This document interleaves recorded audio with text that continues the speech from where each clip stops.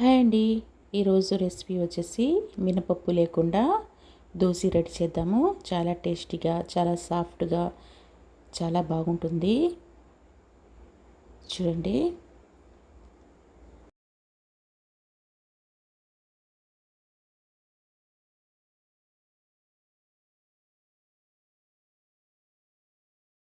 చట్నీలో అయినా, సాంబార్లో అయినా, పప్పులో అయినా చాలా టేస్టీగా ఉంటుంది.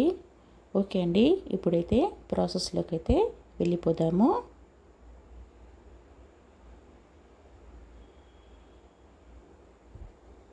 ముందుగా నేను ఒక డబ్బా బియ్యం తీసుకున్నానండి. మీరు రేషన్ బియ్యం అయినా తీసుకోండి. నేను మామూలు బియ్యం తీసుకున్నానండి. ఒక డబ్బాకి ఒక కప్పు వచ్చేసి పెద్ద కప్పేనండి ఇది సగ్గు బియ్యం వేసుకుంటున్నాను. దాని తర్వాత కొంచెం మెంతులు. దీన్ని 2 సార్లు బాగా కడుక్కోవాలండి.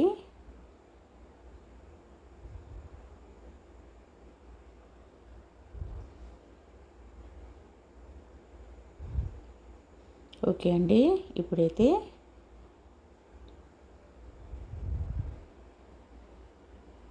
నీళ్ళు వేసి పెట్టేద్దామండి. బాగా ఒక 5 గంటలు నానాలి.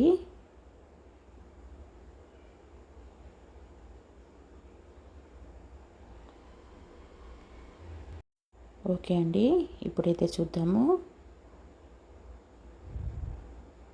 నానిపోయాయండి. ఇప్పుడు మనము మిక్సీ పట్టుకుందాము. ఇది 5 లేదా 4 గంటలు బాగా నానబెట్టాలండి. ఓకే అండి, ఇప్పుడైతే మిక్సీ పట్టుకుందాము.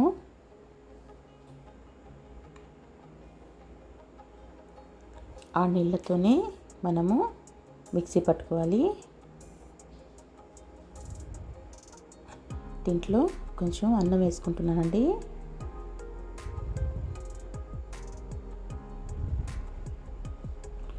ఓకే అండి, రెడీ అయిపోయింది.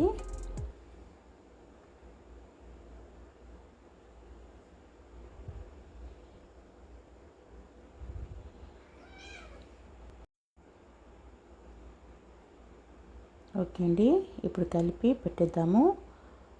మార్నింగ్ లేవగానే మనము నాస్టా వేసుకుందాము. మార్నింగ్ మనము లేవగానే దోశ వేసుకుందాము. ఓకే అండి, పిండి చూడండి బాగా పొంగింది. ఇప్పుడు నేను తగినంత ఉప్పు, కొంచెం వంట సోడా, తగినన్ని నీళ్ళు వేసుకొని దోశ పిండికి ఎలా కలుపుకుంటారో సేమ్ అలాగేనండి. ఓకే అండి, ఇప్పుడు మనము పెనం పెట్టుకొని ఇది హీట్ అయ్యాక దోశ వేసుకుందాము.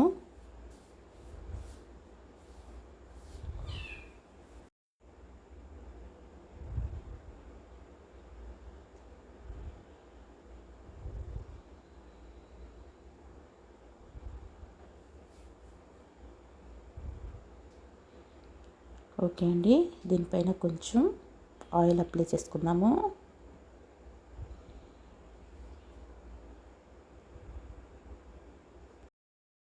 ఓకే అండి, ఇప్పుడు మనము దోశని తిప్పుకుందాము. చూడండి ఎంత బాగా వచ్చిందో. మనం మామూలు దోశలాగే ఉంటుందండి, అయితే చాలా టేస్ట్గా ఉంటుంది. ఓకే అండి, మీరు కూడా తప్పకుండా ట్రై చేయండి. నేను పుదీనా చట్నీ పెట్టుకున్నానండి, చాలా టేస్టీగా ఉంటుంది. మీరు చట్నీలైనా, టమాటా పచ్చడైనా, సాంబార్ అయినా, పప్పు అయినా, దేంట్లో అయినా బాగుంటుందండి. తప్పకుండా ట్రై చేయండి. ఓకే అండి, బాయ్.